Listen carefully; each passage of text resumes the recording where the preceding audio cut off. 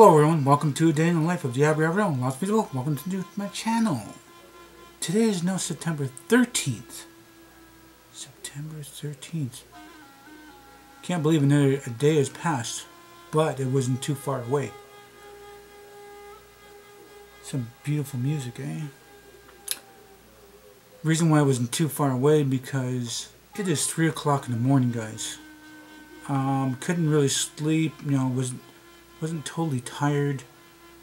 I went to bed around I think about 10 or 11 because different stuff going on the other day. Yeah, I went to bed around 10:30, and I woke up around 3 and just couldn't sleep. Just have a lot of things on my mind, my dad's health, my sister's health, a friend's health, or a lot of stuff that's going on in my life. It's just jumbling up in my brain and lots of weight on my shoulders sometimes. Even my little cousin, sometimes I worried about her. I wish I could talk to her every day, but I'm gonna be seeing her later today sometime. I'm not exactly sure. I gotta see my other cousin and the other cousin, and go see my uncle and my little cousin, and that's a lot of biking around. So just had a weird feeling of deja vu here. Deja vu. Weird. Talk about some real life crap. I don't think I've really talked much about, some of my real life stuff. I did talk about a lot of stuff, but like right from when I left this place. Moved in here, I think, 93. Finishing up high school. There's no high school in the reserve, so it was a little bit far to take a bus. So, wake up every morning, catch that bus. Sometimes I wake up a little bit late and getting ready and dressed and,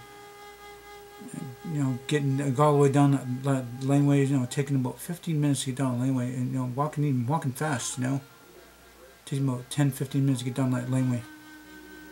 And I missed that bus, and I had to get my uncle to drive me. Then I had to give him some money later because I was on some kind of assistance, and I wasn't, didn't really have any kind of job at that time. So even sometimes I've missed the bus, and I have a friend who has, I think he had it was Cadillac or something, town car, maybe a town car. Anyway, when he drove quick to my school. Even my other two cousins, they missed school too. We would get a ride, and that car would soar. It would be like you're riding in like a boat. It would soar, and it was always a great drive. So going through high school, I think we did move in here in '93. Finished a couple years of high school. Couple years of high school around here. 90. Yeah, okay, no, 3 years. 3 years. Well, 1 year at my grandfather's, and then a couple years here. That'd be 96. That time, car accident, and overworking myself, and then feeling these pains I'd never felt before. So then I was going on to trying to apply for a higher assistance, because I don't know if I can get a job, I don't want to be, broke and, not be able to help my dad out. So let's see.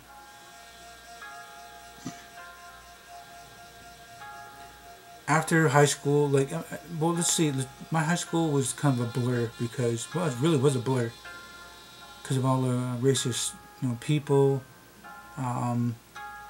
I think I had a girlfriend or two that didn't really last that long in high school. Got into a lot of fights.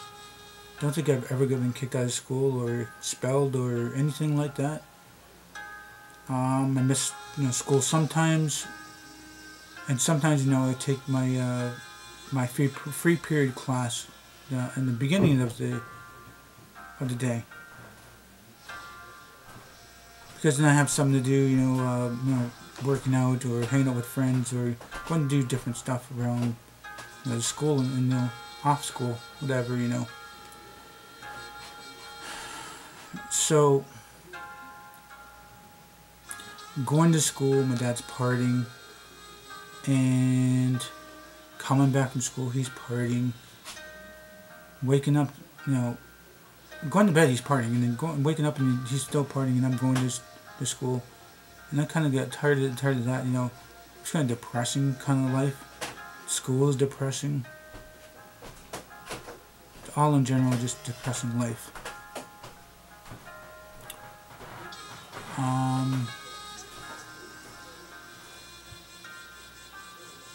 So, you know, I just, you know, I did some odd jobs after school, you know, and then, you know, it's, you know, toughed out for another couple years. And I left around, you know, left a couple years after high school. I had, well, mostly just babysitting jobs because, you know, there's not really anything kind of jobs.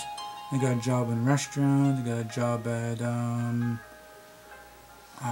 what do you call it?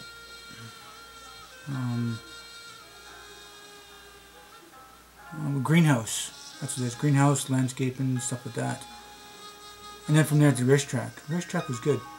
Didn't want to be home that much anymore because home was boring and I was drinking and partying and, you know, can you do this, can you do that, blah, blah, blah, blah. And then I had enough of it. I just couldn't take it anymore. So, you know, working at the racetrack. No, it's... Yeah, worked at, well, I did some babysitting and working in the restaurant for 6 months to a year. And I did a year working at the racetrack. Then shortly after that, you know, this summer, I think it was around my birthday, and decided to have my birthday in another city off the reserve. And that's the time when I said, I've had enough of, you know, what's going on here. I have cousins and other people bug me for money, or they borrow money and they don't even, you know, bother to pay me back, and I just had enough. So I moved out to the city, moved with a little cousin, you know. My other cousin, his grandma died, and he moved to the one cousin's place too. There was a plan, you know, he was tired of life here too, I was tired of life, and we just up and left. It was maybe a time that we both were going to leave at the same time, but he left like 2 or 3 months earlier than I did. So I told my cousin, I said, you know, I'm tired, you know, there and doing this and that, and I'm tired of it, you know. Just want to change the scenery and, you know, a different life. So then, you know, going to the city, you know, toughing it out and stuff. Living with my cousin was good. I mean, I think I did that for about 6 to 9 months. And then I had trouble with I'm not going to say the gang's name, but with a biker gang they kind of knew my uncle from my uncle's side, or my grandfather's side, and I think he was either, I don't know, I really don't know if he was against, you know, my uncle or anything like that, but there were some bad vibes going on, and I didn't want them to know that I knew my uncle and how I know him, and, you know, stuff like that, and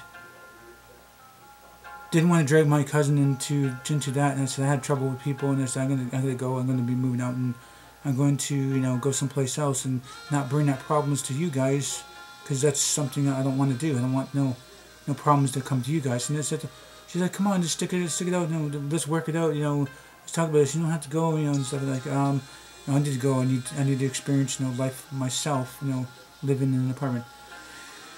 So I had like a lot of friends in that town, and, you know, I had up to like 30, 40 new friends, and, you know, and a couple of best friends. And I was here looking for apartments, and, you know, not really anything in my price range because I was on assistance at that time. And I was looking for work. I was really, really always looking for work, and I wanted some kind of work. Something, you know, I did, you know, racetrack and cleaning and babysitting and whatever it is, whatever kind of work I could find. And you know, looking at apartments, I almost took this apartment that was cheap, but it was beside a railroad station, and it was rat infested. For like $250. That was cheap then. That was cheap. And that was like, I think half my assistance. It was half my assistance. And I had some other money and do this and that. I almost took it, but a friend said, no, don't do that because you're going to get sick. You're going to get disease from these rats. It's like, I'll get rid of these rats. I'll kill them, fix up the place a little bit. And railroad station, but then, actually standing there and checking out this place, and the landlord doesn't want to get rid of these rats, and, I think about, it's a bad decision. Then, looking for another place, and ended up, moving with a friend, that was working out for a little bit, and then, like, him and his brother, they were good, but, I wanted something different, so I went out to look for something else, and was living in a motel. I think was paying like $315, just still way under my assistance. That was doing good for about 6 months to a year. Then I was working on the farm, and I come back and all my stuff's thrown out. Everything's thrown out. I mean, even the my grandma's cutlery set she gave me. I mean, that really pissed me off. I can't even find a set like it anywhere.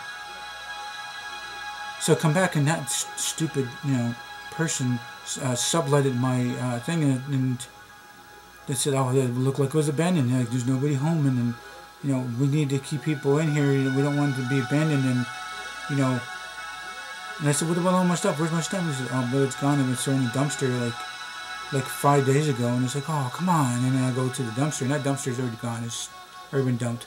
Everything gone.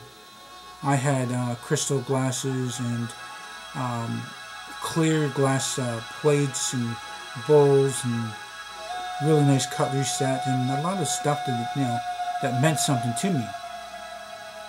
So me, I didn't really have much of anything, and didn't have a place there, and then looking for another place.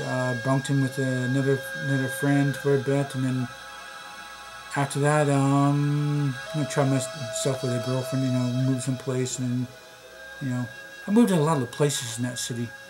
Moved to this place and that place and this place and that place, and it's like,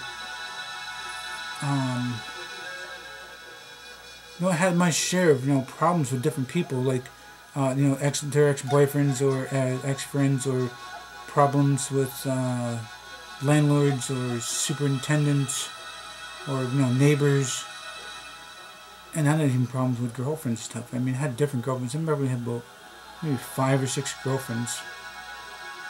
Maybe, I don't know. I really don't know. Maybe I would say 3 that I do remember.